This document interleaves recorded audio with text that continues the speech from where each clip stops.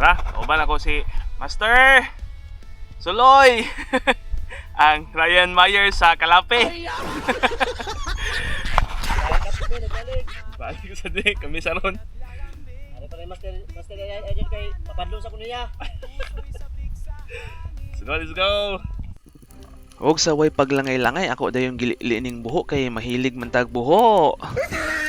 Natay nakitang ikog diha. Sure di ko nga isda na.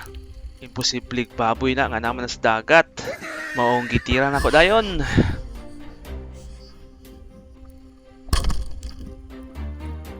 Og ni action kong kabalaka kay wa man nibira sa akong PC nga murag ikog ra magito kung naigo manggaling mo tong sa kasata niya pagka surface na to nakapahuway ta balik ta dayon kay atong gi-check kung napabay isda nya unsa maning naigo ambergris man. Asa naman tong isda to no wa man gihahak oy nya pagsaka nako nakakuha na dayon pud si Suloy og iyang pinakaunang isda.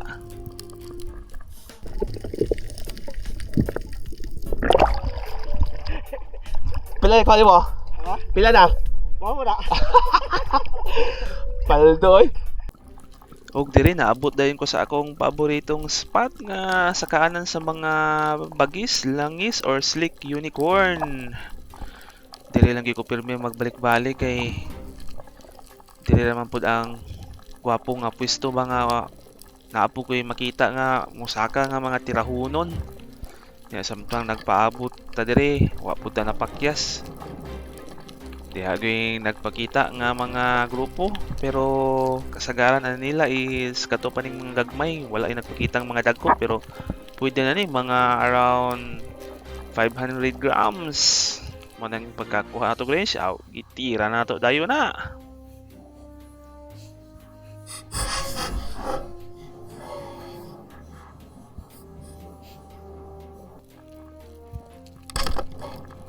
Gamit na to diha ang atong 140 cm nga pana gikan ni Aquagun spear gun kaya ang atong usa ka pana nga demultiplied ato pang gi-kondisyon. Ya mo ni ang ikaunang isda nga akong nakuha.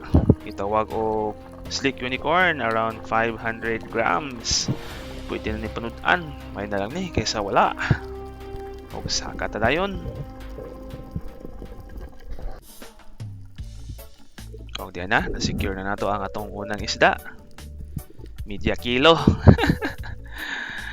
Goods na ni.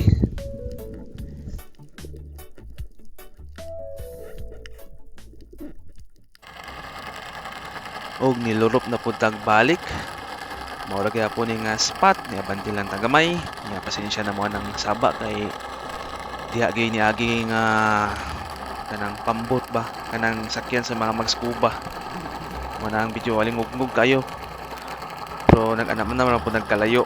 Wala man ginaingon nga niagi sa ato ang tungod niya. Diri nag sandasting ta kay nakita na po tag mga grupo sa mga slick unicorn gihapon pero wa gitag ko. Media kilo paubos og kani akong nakita narani sa mga 350 grams. Ay lain di tirahon lang nato ni. At least natay maday nagsaka. Og diri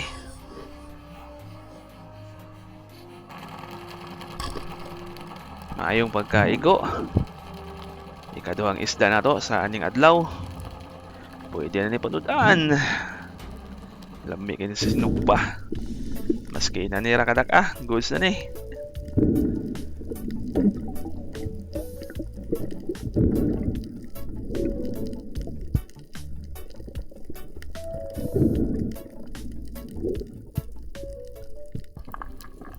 Og sa ikatulong higayon.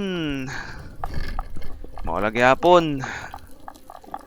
The same pwesto. Naay nasagol diha nga gitawag og kanang surgeon fish or indangan. Duha na sila kabuok ako tanang tublihon pero wa man nag-align mo tong naniguro na lang tag isa nga makakuha ta. Ug pagka duol na to dayon gitsong gitira.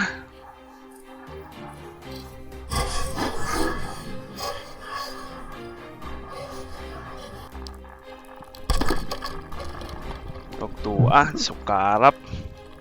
Good size na ni, 500 grams on scale. Pwede na. Wala lain good, pwedeng mingawa. Manang nakasaka ta. O diyan na, na-secure na nato ang atong ikatulong isda nga gitawag og indangan diri sa amoa. Surgeon fish, 500 grams.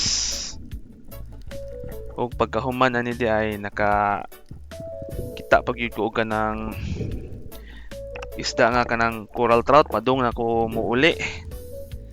Motong ako dayong gi drapan kanang gi dive bomb lang nako ba kay padung naman po mulurop sa ilawom god nya gihiwat lang akong mulikay anang bato nya pagka binta na akong gitira pero naunsa man nga wa man naigo naunsa man tong paghitabo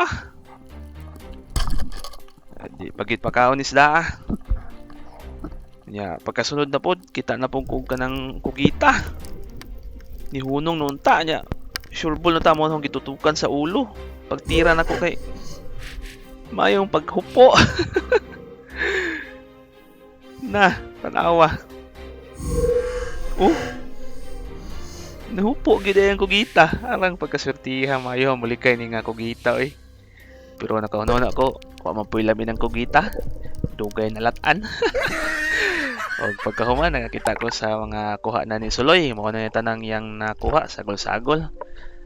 Lampurnas, nakita ko kay nga balo og mga sukbaon. Nya pagkahuman nang uli nami kay hapon na nya mingaw na pod. Wa nang ditso na mi sa bye-bye. Paldo, Suloy! Oh, giant marlin, balo marlin. Oh, wala supaon. Oh, lampurnas. Imburnas na ito para kay kuha. Ay, kuha. Asa kuha? Ara, Ilaw, sinugba. way lain. Para sa yang boss. Sop sa yang boss. Sup. Oh, lagi ni kuha na to. Pastilan. Disgrasya, sunog ko kita wa maigo. Upo man. Hupo. Kubakot. Good sorry. Bit na sunset oh. Uli ni Suloy kay kapoy ra. Let's go. Ug matik pag-abot sa balay, aditso na sinugba. Manang salamat sa Ginoo. To God be all the glory. Times it always hantod sa sundo na pod. Daghang salamat.